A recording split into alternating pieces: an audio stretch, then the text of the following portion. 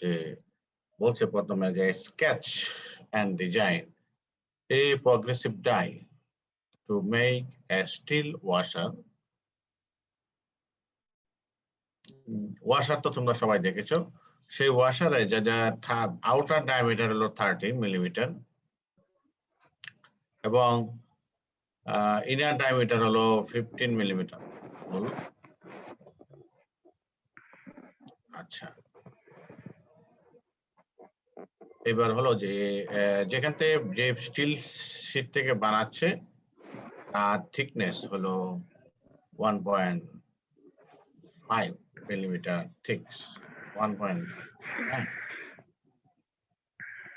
আর যে মেটাল থেকে বানাচ্ছে সেই মেটালটার আলটিমেট শিয়ার স্ট্রেংথ, এই যে মেটালিক স্ক্রিপ্টটা আছে তার আলটিমেট শিয়ার স্ট্রেংথ হলো 32 কেজি পার মিলিমিটার স্কয়ার। এখন এটাই হলো তোমার প্রবলেম। আচ্ছা, তোমাদের একটা পরীক্ষা নিচ্ছে, একটা অ্যাসাইনমেন্ট নিচ্ছে না? একজনে বলো তো। আচ্ছা, আজকে যেগুলো পড়াবো এখন থেকে আমি ডাটা চেঞ্জ করে অ্যাসাইনমেন্ট দিব আর কি। হ্যাঁ, ভালো করে বুঝো। আচ্ছা, আর একটা ক্লাস টেস্ট আমি দিব এই সপ্তাহে। আচ্ছা, তারপরে যেটা বলছিলাম যে এখানে যেটা প্রবলেমটা হলো যে তোমাকে প্রগ্রেসিভ ডাই বলছে, অর্থাৎ একটাতে হবে প্রথমে হবে মনে করো পিয়ার্সিং এর পরে ব্ল্যাঙ্কিং হয়ে অবজেক্টটা পড়ে যাবে। আমি দেখাবো একটু পরে ছবিতে। যাই হোক, এখানে টোটাল ডিজাইনটা করতে হবে আলটিমেটলি, ঠিক আছে। প্রথমে পাঁচ ডায়ার হিসাব নিকাশ করি, তারপর ড্রয়িংটা কমপ্লিট করতে হবে। যাই হোক, এখন শুধুমাত্র এই ডায়ামিটার দিয়ে আমরা কিছু ডাই এবং পাঁচের সাইজ গুলা এঁকে ফেলতে পারি। তোমার আউটসাইড ডায়ামিটার 30, তাই না? আর ইনসাইড ডায়ামিটার 15, আর মেটালের থিকনেস হলো 1.6। তাহলে এরিয়া টু বি শেয়ার্ড, এই এরিয়াটা কাটাকাটি হবে, সেটা হলো পাই D plus D into T. এটা বুঝছো তো? তাই না? এটা হলো শেয়ার এরিয়াটা। এখন মেটালের শেয়ার শেয়ার স্ট্রেসটা হলো 32 কেজি পার মিলিমিটার স্কয়ার। তাহলে আমাদের কাটিং ফোর্স হবে এরিয়া ইনটু এফএস, এই জিনিসটা। এখন এটা মনে করো একই পাঞ্চে ঘটবে ঘটনাটা, একই মানে এক উপর থেকে, আমি বলি উপর থেকে এদিকে একটা র্যাম এদিকে একটা র্যাম পড়বে, আমি দেখাই। অর্থাৎ তোমার এখানে তোমার শোনো, এখানে একটা প্রেস, এখানে একটা দেখো আমি আঁকতেছি, ঠিক আছে। এখানে একটা পাঞ্চ, আবার তোমার এখান থেকে একটা পাঞ্চ পড়বে, তো এরকম হয়, ঠিক আছে।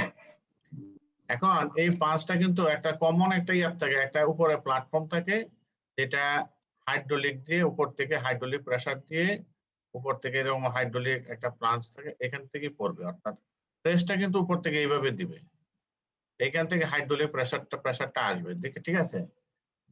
আর ছবিটা কি দেখতেছো? আমি যে এই যে আঁকতেছি দেখতেছো তোমরা নাকি? জি স্যার, দেখা যাচ্ছে স্যার। আচ্ছা, এখন তোমার যে ইয়াটা মনে করো, যে স্ক্রিপ্টটা মনে করো, মেটালিক স্ক্রিপ্টটা মনে করো এটা, এই যে এরকম হয়নি এরকম মেটালিক স্ক্রিপ্ট, যেটার মধ্যে এই যে 1.6 থিকনেস, বুঝতে পারছো? এটা লম্বা, অনেক লম্বা, চলতেই থাকবে প্রসেসটা। আর আর আমি পুরো জিনিসটাকে ক্লিয়ার করি, তাহলে জিনিসটা বুঝবা, এটা শেষ। আচ্ছা, এখন কি ঘটনাটা ঘটে যে তোমার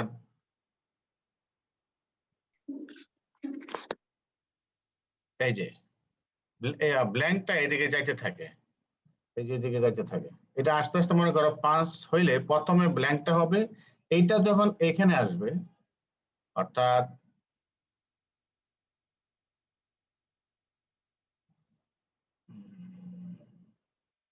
শোনো, এই প্রথম মনে করে এটা এখানে আসলে এটা এই হোলটা হলো, হওয়ার পর এই হোলটা এখানে আসবে, আসার পরে এই ওইটা দিয়ে যখন পড়বে এটা এই নিচে পড়ে যাবে, যে এখানে তোমার ওয়াশারটা খুলে পড়ে যাবে। ঠিক আছে? তো প্রসেসটা বুঝছো কিনা?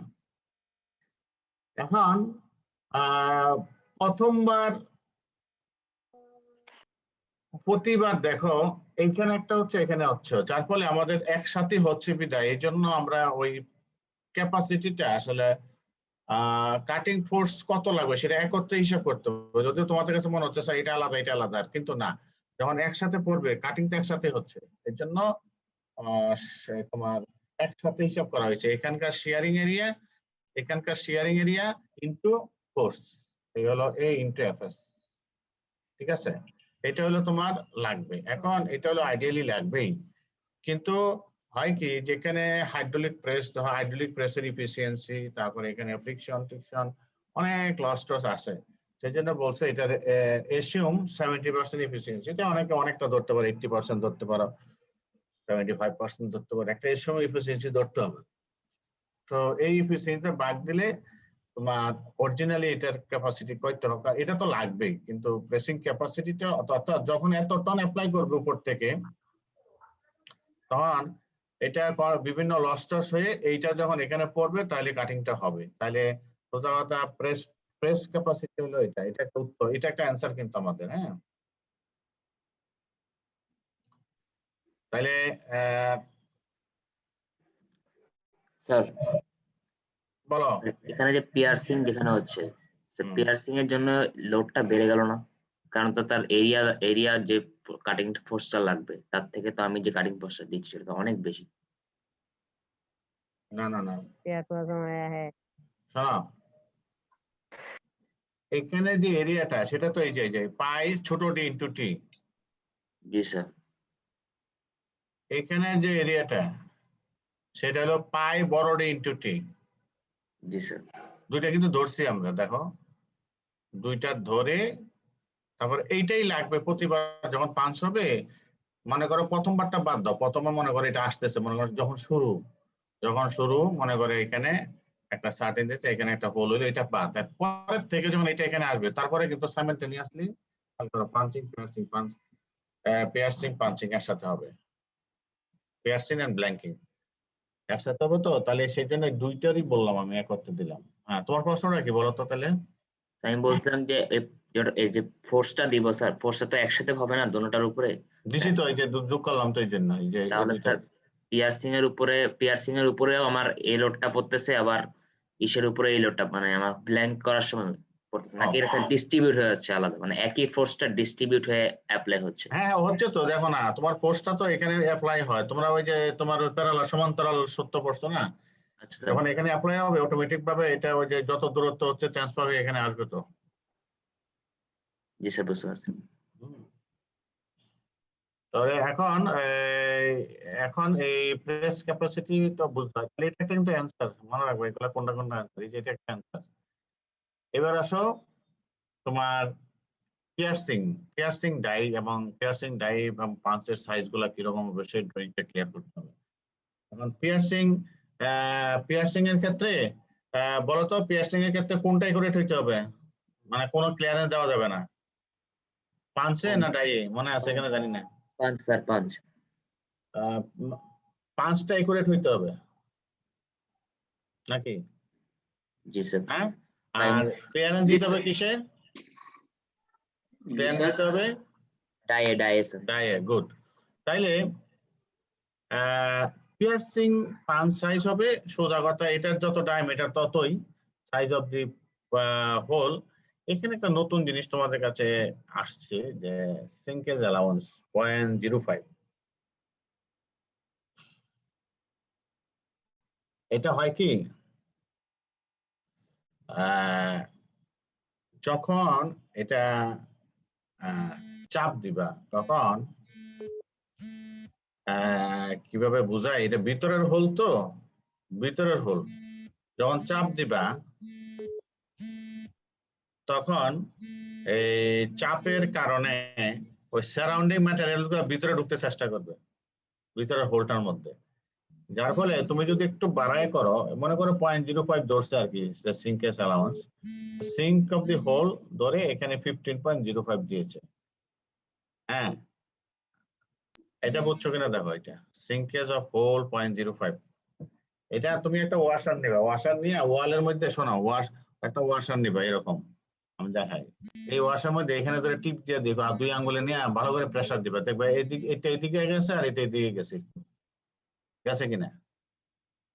প্লাস মনে করো ইলাস্টিক যদি হয়, এখানে যদি প্রেসার দেয় জায়গাটার মধ্যে ধরলে চাপ দাও, ভালো করে চাপ দিলে দেখবে এটা এদিকে আসছে, এদিকে আসছে, আসছে কিনা, আসবে না? জি স্যার। ইলাস্টিক তো তাহলে এদিকে আসবে। মেটালের ক্ষেত্রে একই রকম, অতি সূক্ষ্ম হইলেও ঘটনাটা ঘটবে।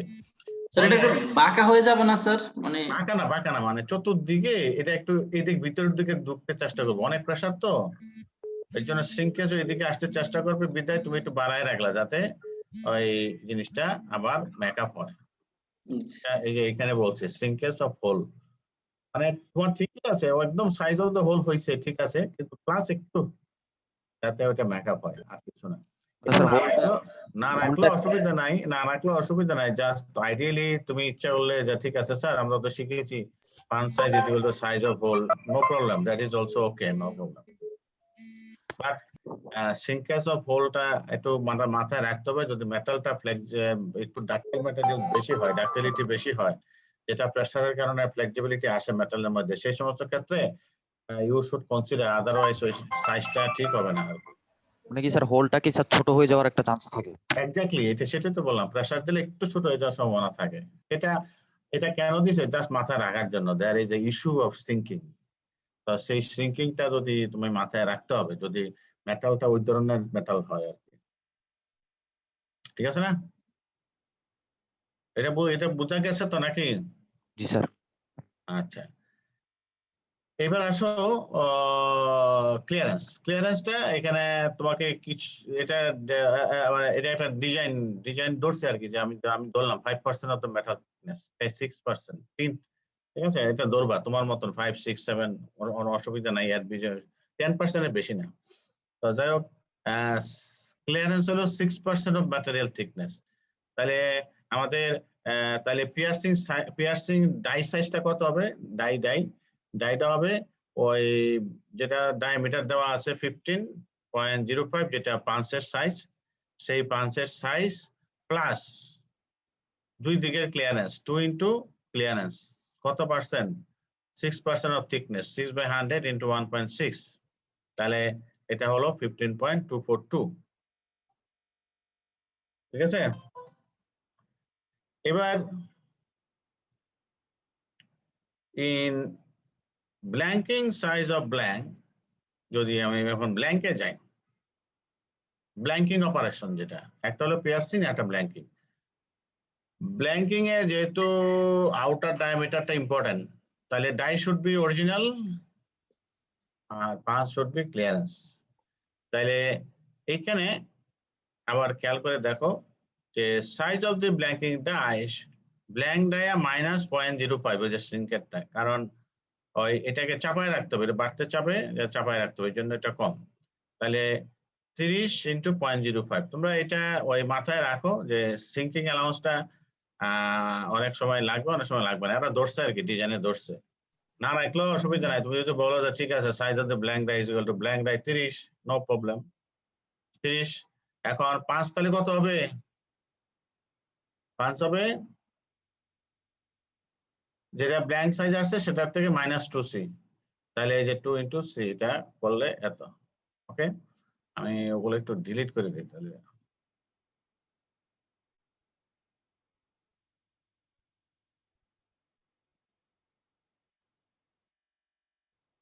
স্যার ব্ল্যাঙ্কের ক্ষেত্রে অ্যালাউন্সটা মাইনাস করলাম কেন স্যার?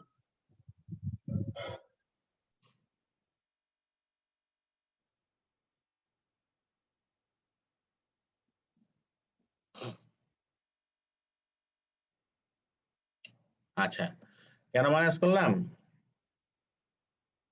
কারণটা কি? এটা দেখো, এটাতে করছি হলো পাঁচের ক্ষেত্রে, তো এটা যেহেতু এটার ব্ল্যাঙ্কিং এর ডাইটা ইম্পর্টেন্ট, ডাই সাইজটা চেঞ্জ করা যাবে না, ঠিক আছে, সেই জন্য আমি চেষ্টা করব যতই বাড়ুক যেন এটার ভিতরে থাকে। এখন এটা যদি 0.05 বেড়ে যায় আমি 0.05 কমায় রাখবো, তাহলে যাতে ডায়ামিটারটা ঠিক থাকে। বুঝো নাই?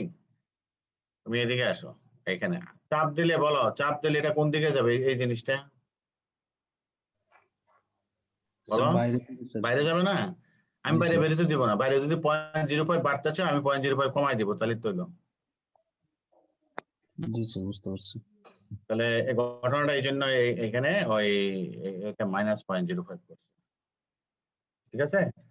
তো জি এখন এই জন্য এটা ব্ল্যাঙ্কিং সাইজ 29.95, আবার এই পিয়ার্সিং সাইজ হবে ওটার থেকে 2C বাদ। আর এইটুকু যখন বেরিয়ে গেল তোমার কিন্তু এই ফিগারটা সুন্দর করে আঁকতে হবে। দেখো, পিয়ার্সিং, ব্ল্যাঙ্কিং, পিয়ার্সিং এ পাঞ্চ সাইজ 15.05, এই যে 15.05 এটা আঁকতে হবে সুন্দর করে। তারপরে দুই দিকে ক্লিয়ারেন্স দিলে ক্লিয়ারেন্স সহ 15.242, এই হলো পাঞ্চ, এই হলো ডিজাইন, মানে সাইজটা কমপ্লিট হলো। এবার ব্ল্যাঙ্কিং এ ডাই এর সাইজ হলো 29.95 আর ক্লিয়ারেন্স দেওয়া হবে পাঞ্চে 29.758, এই যে 29.758। এটা পর্যন্ত ক্লিয়ার কিনা? আবার কোন সমস্যা আছে? নাই আশা করি। এবার হলো যে ডাই ব্লক সাইজে যাব। ব্লক সাইজ গুলা, ডাই ব্লক সাইজের সাথে কিছু প্যারামিটার জড়িত আছে, আমরা এটা বলছিলাম। একটা কি টি, আরেকটা কি এই হাইটটা, আরেকটা কি আলফা, আরেকটা হলো এই এটা, আমি কোন ক্লাসে ওগুলো বলছিলাম। এখন থিকনেসটা কত হবে এটা নির্ভর করবে size of the job, total এখানে যা যা জব হবে তার পেরিমিটারের উপরে। এখন আমাদের দুইটা কাজ একত্র হচ্ছে প্রগ্রেসিভ ডাইয়ে, দুইটা কাজ এখানে আর এখানে, ফলে ডাবল প্রেসার হচ্ছে, ফলে আমাদের থিকনেস নেওয়ার সময় এখানে টোটাল প্রেসারের উপরই ডিজাইন করতে হবে। ফলে আমাদের টোটাল পেরিমিটারটা কত? 141.3। তাইলে থিকনেসটা কত হবে? Thickness of the die block এত প্যারামিটার, এই যে এই প্যারামিটারের কত হবে? 25। আমরা পড়াইছিলাম মনে হয়, তোমার মনে আছে কিনা জানি না, দেখবা নাকি একটু?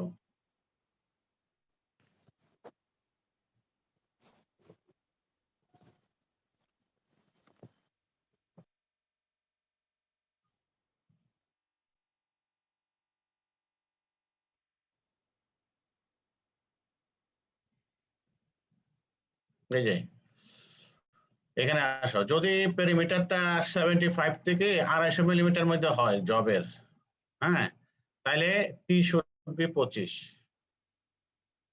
নিচে হইলে 15, ও বেশি হইলে আরো বড় বড় জব হইলে 30। মনে আছে তো?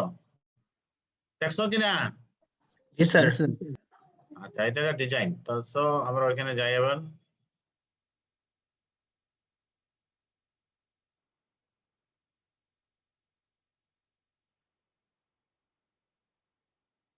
তাহলে এটা কত নিচ্ছে? 25। আচ্ছা, এবার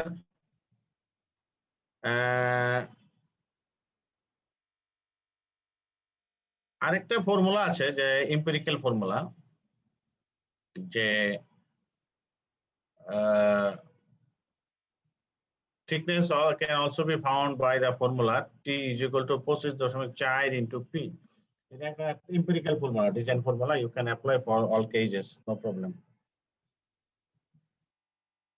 ঠিক আছে, এই কাছাকাছি আর ওই যে দেখো 25 আর 26 মানে লাগছে, একটা সমস্যা নাই। এই তিনটা রেঞ্জের মধ্যে ইউজ করতে পারো, অথবা সরাসরি ফর্মুলা ইউজ দিয়ে তুমি লিখতে পারো, সমস্যা। এটা এম্পিরিক্যাল ফর্মুলা জাস্ট। আচ্ছা, যদি তুমি ওই 26 দিয়ে আগাও বা 25 দিয়ে আগাও কোনো সমস্যা নাই। যাই হোক, এখন যদি মনে হয় ঠিক আছে স্যার আমি এই ফর্মুলা ইউজ করবো, ফর্মুলা দিয়ে ভালো, এই ফর্মুলা ওইটা মনে থাকবে না, রেঞ্জমেন্ট কোথা থেকে পাবো, তাহলে ওকে, যে আমরা এই ফর্মুলাটা ইউজ করলাম, কিন্তু ওইখানেই আছে, দেখবেন নিচে দেওয়া আছে। তো এবার হ্যান্স, এইবার তুমি বলছিলাম যে তুমি যদি এটাই রাখো ডিজাইনের মধ্যে, বানানোর সময় বা কাস্টিং করার আগে তুমি যদি বলো আমার থিকনেস টি এবং সেই অনুযায়ী কাস্টিং করো, তাহলে কিন্তু তুমি ভুল করলা। কারণ এই জিনিসটা কাস্টিং করে বানাবে, তো তোমাকে যখন বানাইতে হবে এটা ধরে নিতে হবে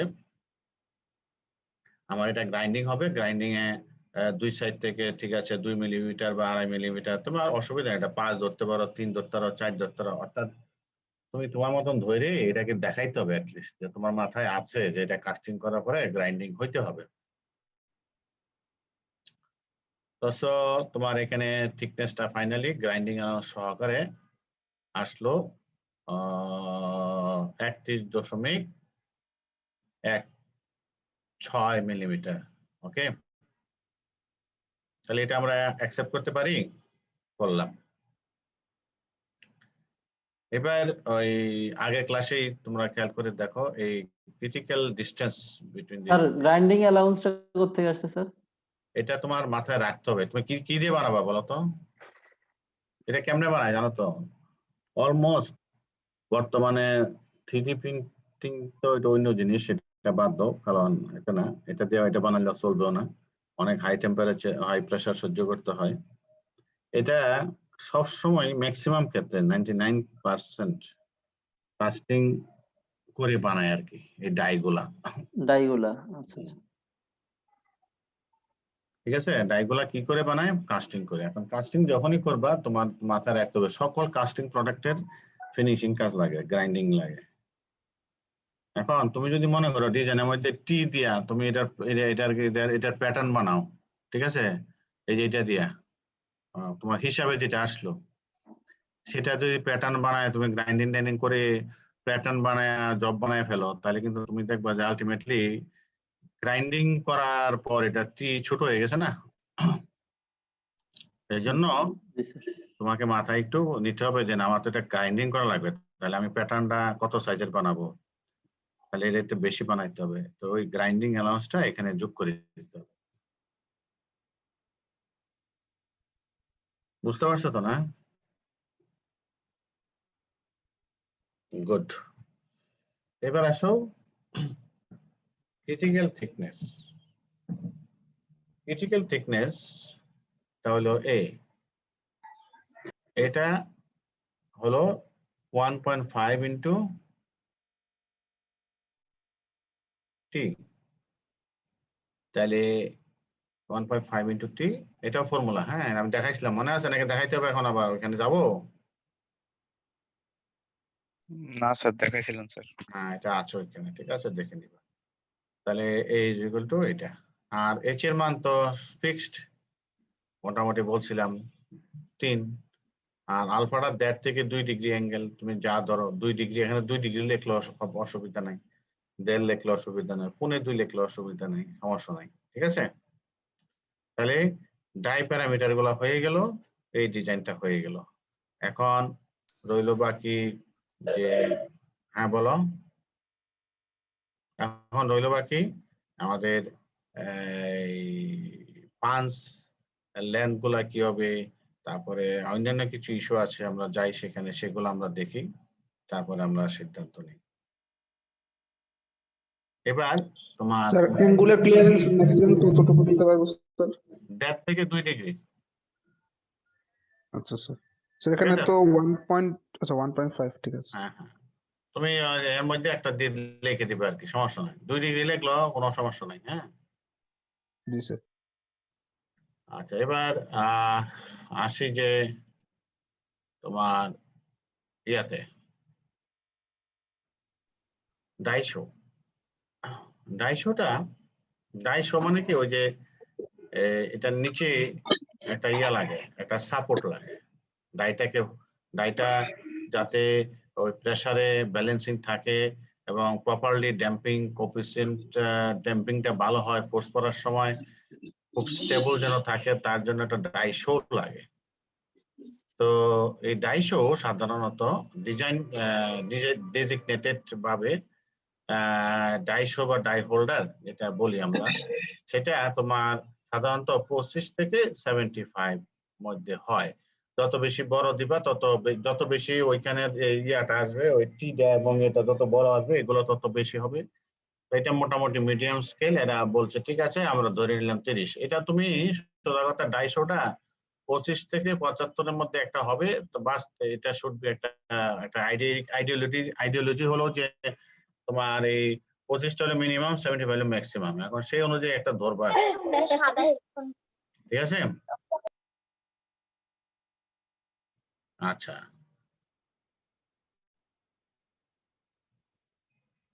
এবার আসো যে পাঁচ লেন্থটা কত হবে। এই পাঁচ লেন্থটা যদি আমি এখন বলি যে মনে করো এই কম্প্রেসিভ স্ট্রেংথ অফ দি পাঁচ ম্যাটেরিয়াল যদি এফসি হয়, FC is equal two 4 FS/T/D। তোমাদের মনে আছে কিনা জানি না, এই ফর্মুলাটা আমি পড়াইছিলাম, ঠিক আছে? জি স্যার। আচ্ছা, এখন এফএস টা হলো শিয়ার স্ট্রেস। কিছুক্ষণ আগে আমরা যে মেটাল আছে সেই মেটালের ক্ষেত্রে আমরা দেখেছি এটা দেওয়াই আছে, মেটালের থিকনেসটাও দেওয়া আছে। আর এখানে খেয়াল করে দেখো যে পাঁচ লেন্থ যেটা ধরছে সেটা D is equal to 15। এখন এটা কেন ধরছে D is equal to 15? বলো, বড়টা ধরো নাই কেন? স্যার স্মলেস্ট দেওয়ার জন্য নেওয়া না এই যে কোয়েশ্চেনটা। এক্স্যাক্টলি। এটা যেহেতু তোমার একটা সার্টেন ব্ল্যাঙ্কের জন্য করবা, ঠিক আছে? সার্টেন ব্ল্যাঙ্কের জন্য করবা এবং এটা তোমার এই সার্টেন ম্যাটেরিয়ালের জন্য ফিক্সড, পাঁচ ম্যাটেরিয়ালও ফিক্সড। এখন পাঁচ লেন্থটা বাইর করার জন্য মিনিমামটা দিয়ে বাইর করলে হচ্ছে, তাই না? মিনিমামটার মধ্যে বাকলিং ঘটলে মিনিমামটার মধ্যে ঘটবে, চিকনটার মধ্যে ঘটবে, মোটাটার মধ্যে ঘটবে না, তাই না? এর জন্য তোমার পাঁচ লেন্থটা তোমার এই যেটা বাইর করবা সেটা স্মলেস্ট ডি দিয়ে বাইর করতে হবে, অর্থাৎ পিয়ার্সিং এর ডিটা দিয়ে বাইর করতে হবে। তো এখন তুমি সেই ডিটা এখানে বসাই দিলা, দিলে তুমি একটা পাইলা compressive strength of mass material পাইলা হইলো এত টন পার সেন্টিমিটার রিকোয়ার্ড। এখন এইটা 1. দেখো compressive strength of mass material FC তুমি কত পাইলা? 1.36। এবার আসো যে ঠিক আছে, তাহলে আমি 5 কি দিয়ে বানাবো? আমাদের কাছে ম্যাটেরিয়াল লিস্ট আছে, সেটা যদি আমরা দেখি তাহলে দেখা গেল যে T160 যে ম্যাটেরিয়াল সেটার কম্প্রেসিভ স্ট্রেংথ হলো stress is 15 ton per centimetre square.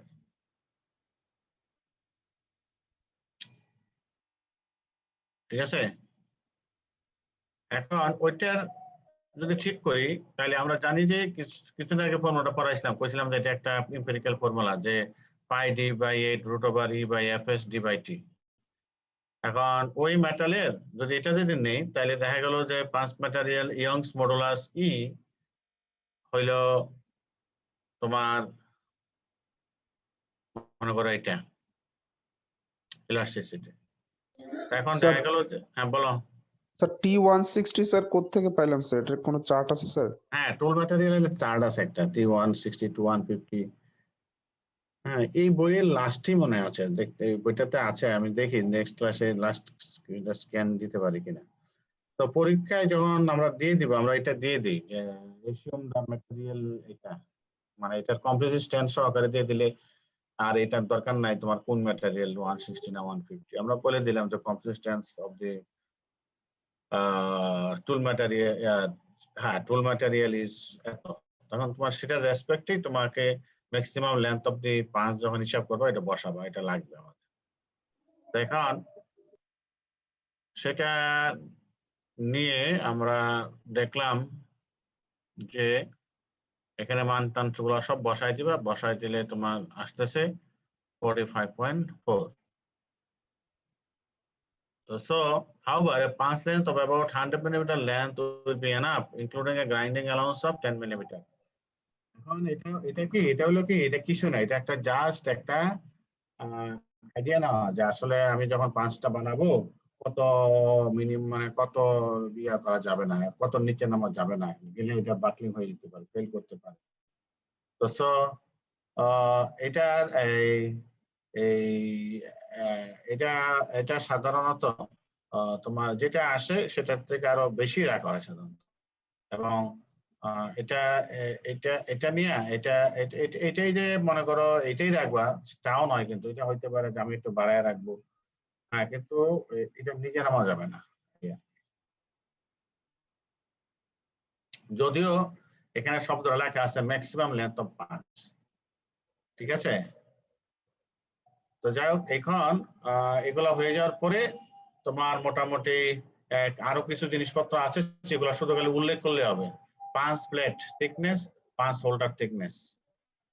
হ্যাঁ, পাঁচ প্লেট থিকনেস সাধারণত বড়টি যেটা বড় যে যেটা থাকবে সেটা থেকে 1.5 গুণ। এগুলা জাস্ট উল্লেখ করে একটা মান দিয়ে দিবে, আর কিছু না। তো এই হলো একটা total complete process for designing of এ,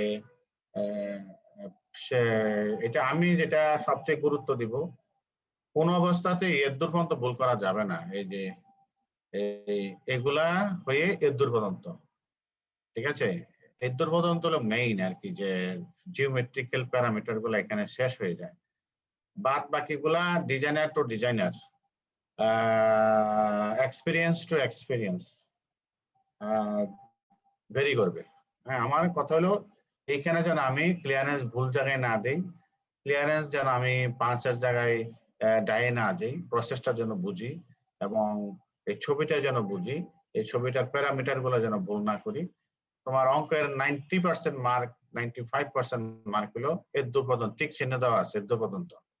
হ্যাঁ, এই অঙ্কটা যদি পরীক্ষায় আসে, ইউ হ্যাভ টু, কোনো সময় যদি পরীক্ষায় ফেস করা লাগে এই ধরনের অঙ্ক, তুমি চেষ্টা করবা, you should be very clear until this. এরপরে তোমার ডিজাইন ফর্মুলা তো এগুলা টুকটাক ভুল হইতে পারে, একজন একভাবে বলবে, কোনো সমস্যা নাই, সেটা যার যার এক্সপেরিয়েন্স থেকে বলবে, ঠিক আছে। আমার কথা কি বুঝতে পারছো? স্যার এখানে যে গ্রাইন্ডিং, স্যার ওই পর্যন্ত করলে স্যার কত মার্কস পাবো স্যার? 90%, না? স্যার যে গ্রাইন্ডিং অ্যালাউন্স যেটা, স্যার এটা কি 5 কি, এটা কি ফিক্সড? না, এটা তোমার এই যে বলো তুমি, এটা নির্ভর করবে আসলে ম্যাটেরিয়ালের উপরে, তবে এটা 3 to 5, 3 to 7 অনেকে রাখে আর কি। এটা বুঝতে পারতেছো তো? তুমি এইদিকে পলিশ করবা, এইদিকে পলিশ করবা, তাহলে এটা কমে যাবে না দুই দিক থেকে। যদি মনে করি এদিক থেকে 1 মিলিমিটারও কমাতো, এদিকে 1 মিলিমিটার ফিনিশ করে, তাহলে 2 মিলিমিটার তো চলে যাবে, তত তোমার 2 মিলিমিটার বেশি রাখা লাগবে, এই আর কি। এই জন্য এটা 3 থেকে 5, 5, 7, 6, 5 পর্যন্ত ম্যাক্সিমাম 3 থেকে 5 রাখো, অসুবিধা নেই। স্যার এটা তো এখানে গ্রাইন্ডিং তো স্যার শুধু মানে টি, মানে এটা তো শুধু যে টি বরাবর হবে তা তো নয়, এটা তো আমি উপরের দিকেও তো গ্রাইন্ডিং করতে পারি। এই তো এইদিকে গ্রাইন্ডিং করবা, এইদিকে গ্রাইন্ডিং করবা, ফলে টি চেঞ্জ হয়ে যাবে, বুঝছো? স্যার পাশে যদি গ্রাইন্ডিং করি এদিকে, জি স্যার। এদিকে সমস্যা নাই তো, এদিকে কোনো ডাইমেনশন তো আমাদের জিওমেট্রিক ডাইমেনশনের নাই। আমার এই টিটা যেন না কমে, অর্থাৎ তুমি তো গ্রাইন্ডিং করো মূলত সারফেসে আর সারফেসে, আর এইটার ফিনিশিং কিন্তু আমার কাছে ইম্পর্টেন্ট না, কারণ এদিকে এবড়ো তেবড়ো থাকলে তোমার কোনো প্রবলেম নাই, এবড়ো তেবড়ো এদিকে থাকলে প্রবলেম, নিচে থাকলে প্রবলেম। এদিকে তো মনে করো এদিকে কিছু আছে, তোমার কি সমস্যা বলো, পাঁচ করতে কোনো সমস্যা হবে কিনা বলো? না স্যার। আমি দেখাই, মনে করো এদিকে একটু বাইরে গেছে, কি সমস্যা আমাকে বলো, আছে কোনো সমস্যা বলো? এরকম বেড়ে আছে, কোনো অসুবিধা থাকলে অসুবিধা আছে? তোমার পারফরমেন্সের মধ্যে কোনো ঝামেলা নাই, পারফরমেন্সের ঝামেলা হবে এদিকে থাকলে, এদিকে থাকলে, এদিকে থাকলে হবেই না, বুঝছো? জি স্যার। জি স্যার। এটা কি মেহেদি কথা বলতেছিল নাকি কে বলতেছো? এখন যে কথা বললা কি মেহেদি? না, কথা শর্টটা চেনা চেনা লাগতেছে। মেহেদি না নাকি? না, কথা বলো না কেন? আরে কে না আছে? Sir, yes, Koushik sir, Koushik. আচ্ছা, মিলন না? আচ্ছা, তাহলে এই জিনিসটা কি ক্লিয়ার হয়েছে সবার? জি স্যার। আচ্ছা, আমি শোনো, এই অ্যাসাইনমেন্ট গুলা ইয়াতে নিব, গুগল ক্লাসরুমে নিব। আমি একটা ক্লাসরুম বলতেছি, তোমরা ওইখানে জমা দিয়ে দিবা। okay? আমি লিংক পাঠাই দেবো। ওইখানে একটা অ্যাসাইনমেন্ট ইস্যু করবো, সেখানে তোমরা জমা দিয়ে দেবো। একটা টাইম থাকবে, টাইমের মধ্যে। আচ্ছা স্যার। স্যার পরীক্ষার খাতায় স্যার ফিগার গুলো ড্র করা কি কম্পালসারি? মাস্ট। এই যে এটা এটা এটা মাস্ট, এটা ছাড়া তুমি কোনো নাম্বারই পাইতে না। ওকে এই ড্রয়িংটা ইম্পর্টেন্ট। তাই বলে আমি বলতেছি না তুমি 29.758 দেখে দেখে স্কেলে বসাও, সেটা না। Drawing should be accurate in concept. G sir. ঠিক আছে, আর কিছু না। আমি বলতেছি না তুমি বসে বসে এবার 1 মিলিমিটারের 1000 ভাগের একবার বাইর করে আনো, সুন্দর করে আঁকো, ওটা না। অনলি কনসেপ্ট, যে ক্লিয়ারেন্স কোথায় দিচ্ছ, ক্লিয়ারেন্স ভুল জায়গায় দিচ্ছ কিনা, হ্যাঁ, কোন জায়গায় 5 বড়, কোন জায়গায় ডাই বড়, ইত্যাদি ইত্যাদি। Okay? এখানে প্রশ্ন আছে আর? আশা করি নাই।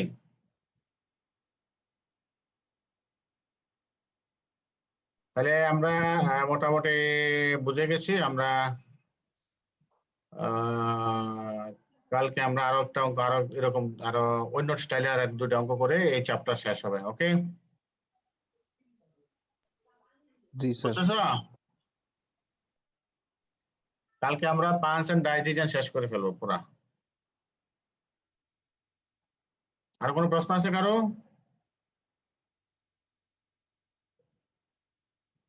নাই? তাহলে শেষ করে দিচ্ছি। জি স্যার।